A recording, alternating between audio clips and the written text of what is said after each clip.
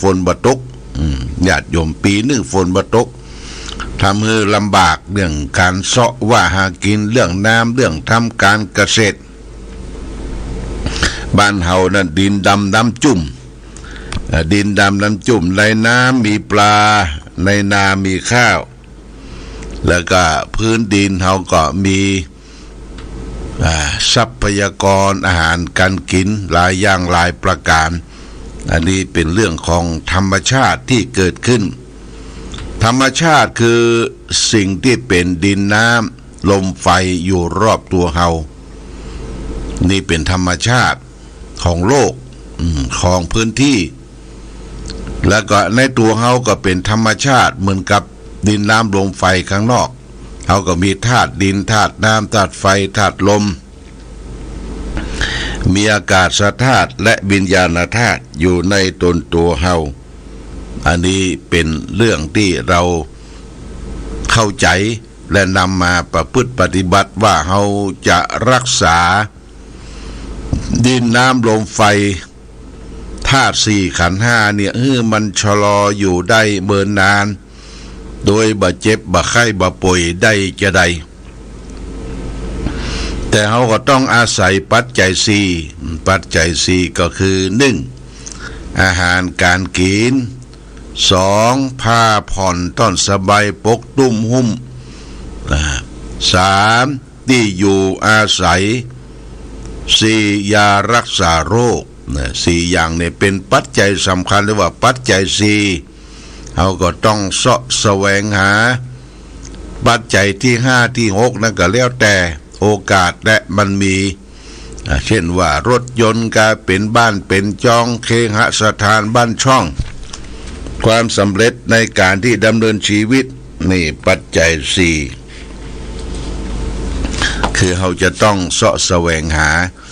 มาบำรุงบำเรอชีวิตร่างกายของเฮาครอบครัวของเฮาให้ได้อยู่เย็นเป็นสุข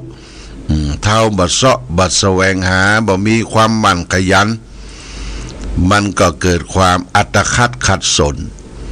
คำว่าอัตคัดขัดสนนั่นก็ลำบากญาติโยมเปิ้นได้กินเฮาก็บ่ได้กินเปิ้นได้ทานเฮาก็บ่ได้ทานก็เมาทุกข์เมายากเมาลำบาก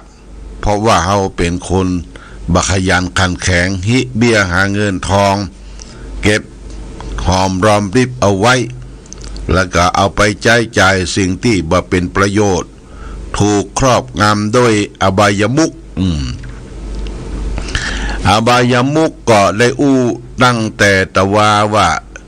บ่อนแห่งความฉิบหายปากทางความฉิบหายเป็นอบายมุข6เป็นผีร้ายผินผีร้าย6ตัวเป็นผีร้าย6ตัว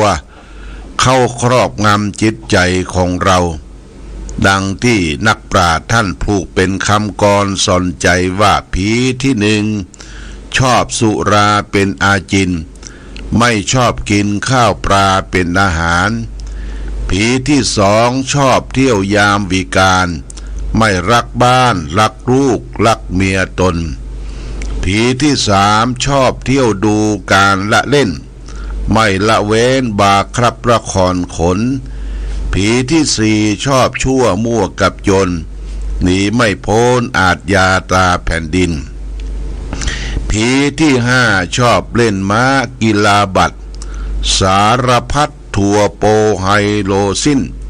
ผีที่6เกลียดค้านการทำกินมีทั้งสิ้น6ผีอับปรีเนี่ยญาติโยมถ้าผีตัวใดมันสิงอยู่ในตนในตัวเฮาก็พยายามแกะออกความพยายามที่ไหนความสำเร็จก็อยู่ที่หั่นอย่าไปให้มันเกาะกินใจเฮาพลุงพรางเหมือนกับดินปอกหางหมูดินปอกหางหมูนั้นปอกเข้าเอาเฮาก็จะลำบากเมื่อไปลุ่นวันนี้จะเอาเรื่องอบายมุขมาต่อแต่ว่าเฮาผ่านพ้นไป2เรื่องคือเรื่องการพนันกับเรื่องของการเที่ยวการคืนวันนี้จะเอาอบายมุขข้อที่3เที่ยวดูการละเล่นเที่ยวดูการละเล่นการเที่ยวดูการละเล่นมีโทษถึง6 วัตถุที่ไปดูในสมัยโบราณเปิ้นก็บอกว่ามีลำดับต่อไปนี้รำที่ไหนไปที่นั่นสองขับร้องที่ไหนไปที่นั่นสามดีดสีตีเป่าที่ไหนไปที่นั่นสี่เสภาที่ไหนไปที่นั่น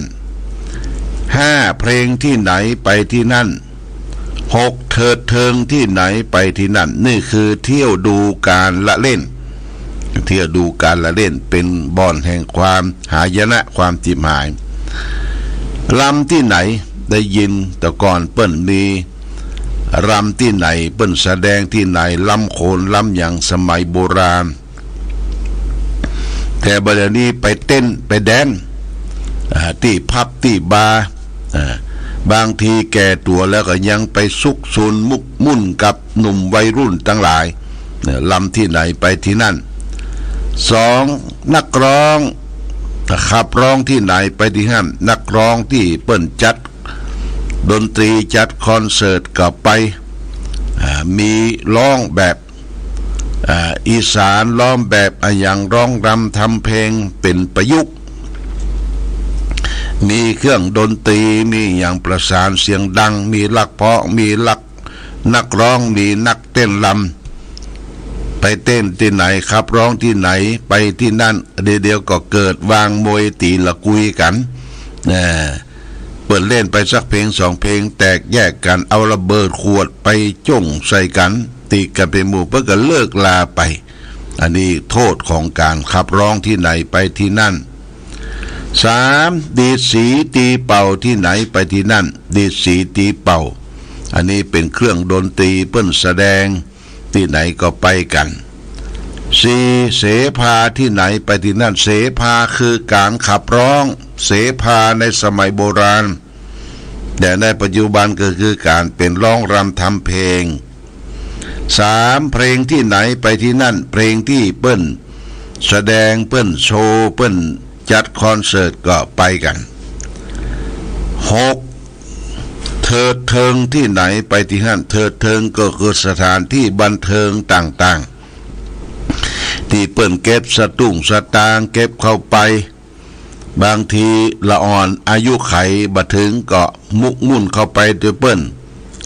นี่ก็คือเป็นเหตุที่เกิดความเสียหายเป็นเที่ยวดูการละเล่นเป็นอบายมุขข้อที่สามในอบายมุขหกต่อไปอบายมุขข้อที่สี่เล่นการพนันมีโทษถึง6ประการเล่นการพนันนะและไม่มีใครรวยจากเล่นการพนันโบราณเขาบอกว่าโจรปล้น10 ครั้งบัดเต้าไฟไหม้ครั้งเดียวไฟไหม้ก็ยังมีลักมีต่อมีที่ดินมีที่อยู่ที่อาศัยไฟไหม้ครั้งเดียวบัดเต้ากับการพนันที่เข้าสิงจิตสิงใจได้เงินได้ทองมาก็นั่งเล่นการพนันถั่วโปไฮโรไพ่มดตั้งแผ่นดินมดตั้งเข้าตั้งของจำนองมดสิ้นเนื้อประดาตัวนี่คือเล่นการพนันมีโทษถึง6ประการ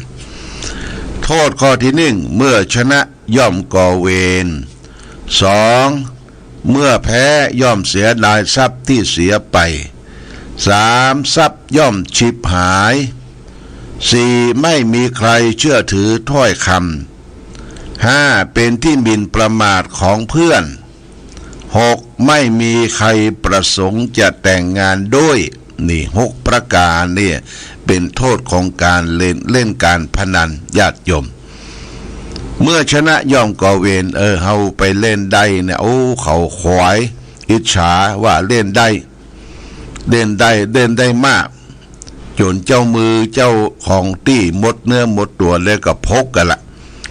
ทำร้ายกันเอาทรัพย์ตัวเองที่เสียไปขึ้นมาเนี่ยเมื่อชนะ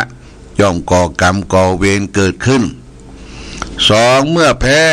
ย่อมเสียดายทรัพย์ที่เสียไปเมื่อแพ้ต่อการพนัน ก็เสียดายทรัพย์สินเงินทองที่ทั้งที่ว่าจะทำมาเป็นประโยชน์เลี้ยงครอบเลี้ยงครัวเลี้ยงลูกเลี้ยงเต้าแปลงบ้านแปลงจองซื้อที่ยินที่อยู่ที่อาศัยไปเสี่ยงกับการพนันเมื่อแพ้ย่อมเสียดายทรัพย์ที่เสียไป3ทรัพย์ย่อมชิบหายทรัพย์สินเงินทองทุกสิ่งทุกอย่างชิบหายไปบินไปเสี่ยงไปเอาไปจำนองจำนำเอาไปเล่นการพนัน4ไม่มีใครเชื่อถือถ้อยคำโอ้เครดิตเสียละนะเครดิตเสียไปยืมคนต่างคนนั้นคนนี้เบิ่นถามดั้งเดิมว่าปีใดไปติดการพนันนี่เชื่อถือบ่มีใครเชื่อถือถ้อยคำ5เป็นที่หมิ่นประมาทของเพื่อนเป็นที่หมิ่นประมาทของเพื่อนที่คบหาสมาคมเพื่อนดีก็ให้เพื่อนร้ายก็นักเป็นที่หมิ่นประมาทของเพื่อนทั้งหลาย6ไม่มีใครประสงค์จะแต่งงานด้วยคือไม่มีใครประสงค์จะแต่งงานกับนักเลงเล่นการพนันนี่เป็นอบายมุข6ข้อที่4ต่อไปอบายมุขข้อที่5คือคบคนชั่วเป็นมิตรคนชั่วเป็นคนจะได้ญาติโยมมันจะปาให้เกิดความหายนะความเสียหายโทษของการคบคนชั่วเป็นมิตรมีอยู่6ประการ1นำให้ไปเป็นนักเลงการพนัน2นำไปให้เป็นนักเลงเจ้าชู้3นำให้เป็นนักเลงเหล้า4ทำให้เป็นคนลวงเขาด้วยของปลอม5นำให้เป็นคนโกงเขาซึ่งหน้า6นำให้เป็นนักเลงหัวไม้นี่คบคนบดีนะคบคนบดีคือคนชั่วโบราณเขาบอกว่าเว้นหมอเว้นหมานี่คือปอศอกเว้นวอกคือปอวาเว้นคนพาลาคนพาลคือไก่แสนโยชน์ญาติโยมที่ว่านำให้เป็นนักเลงการพนันเนี่ยคบคนชั่วมักจะปาจวนไปเล่นการพนันขันตองพนันขันต่อถั่วโปไฮโลไพ่อย่างต่างๆหลังจากนั้นก็ปากันเป็นนักเลงเจ้าชู้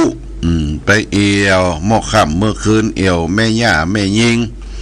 เข้าช่องเข้าคับเข้าบาเป็นนักเลงเจ้าชู้3ทำให้เป็นนักเลงลวงเขาซึ่งหน้าลวงเขาคบกันลวงคนอื่นซึ่งหน้าซึ่งตา5ทำให้เป็นนักเลงเขาด้วยของปลอมเนี่ยไปตกทองตกอย่างเอาของปลอมเป็นขบวนการเช่นว่าเปิ้นใส่คอเส้นเล็กทำท่าว่าคนนั้นเอาใส่คอเส้นใหญ่ไปตกอยู่กลางระหว่างเดินทางคนได้ไปปะใส่โอ้อันนี้ได้ของตกหายนะคนนั้นก็หารคนนี้โอ้เอาหารด้วยกันเนี่ยเราจะต้องแบ่งกันเนอะแบ่งเป็น2ส่วน3ส่วนเมื่อแบ่งตกลงบ่ได้นั่นเอานี่ไปเหรอเอาทองนี้ไปเอาซองซ่อนน้อยทองสร้อยเส้นน้อยนะคือค่านะแล้วกันไปเพราะแบ่งเป็นหลายหุ้นคนได้ทองเส้นใหญ่นะเป็นว่าของปลอมดังนั้นมันกลวงเอาของแต้เฮเปิ้ลเนี่ยลวงเขาด้วยของปลอม5ทำให้เป็นคนโกงเขาซึ่งหน้าเป็นคดเป็นโกงไปโกงเขาซึ่งหน้าเล่นถั่วเล่นไพ่เล่นอย่างต่างๆมันมีหน้าม้าอย่างเกิดขึ้น6ทำให้เป็นนักเลงหัวไม้นี่สำคัญยกพวกตีกันเป็นนักเลงหัวไม้นี่ฝากไว้ต่อไปอบายมุข6ข้อสุดท้ายคือเกลียดค้านการทำงานมีโทษ6ประการเนี่ยคนเกลียดค้านการทำงานนี่ลักษณะมันเป็นอย่างนี้เนอะญาติโยม1มักอ้างว่าหนาวนักแล้วไม่ทำงาน2มักอ้างว่าร้อนนักแล้วไม่ทำงาน 3. มักอ้างว่าเย็นแล้วไม่ทำงาน 4. มักอ้างว่ายังเช้าอยู่แล้วยังไม่ทำงาน 5. มักอ้างว่าหิวนักแล้วไม่ทำงาน 6. มักอ้างว่ากระหายนักแล้วไม่ทำงาน คนที่มักอ้างว่าเนี่ยญาติโยมเป็นคนขี้เกียจขี้ค้าน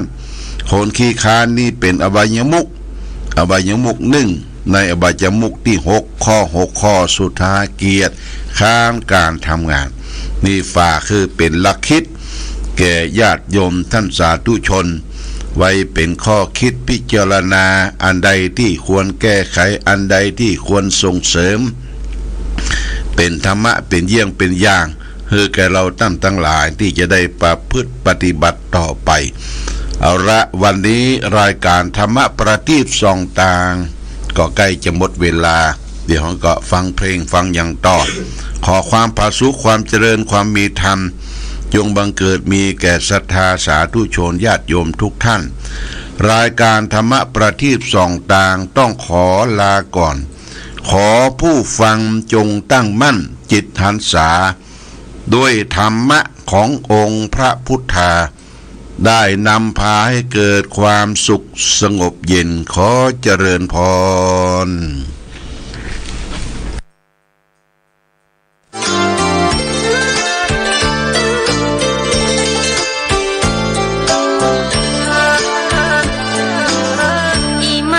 มิงมงคลจักรวาลทั้ง8ทิศประสิทธิจงมาเป็นกำแพงแก้วทั้ง7ชั้นมาป้อง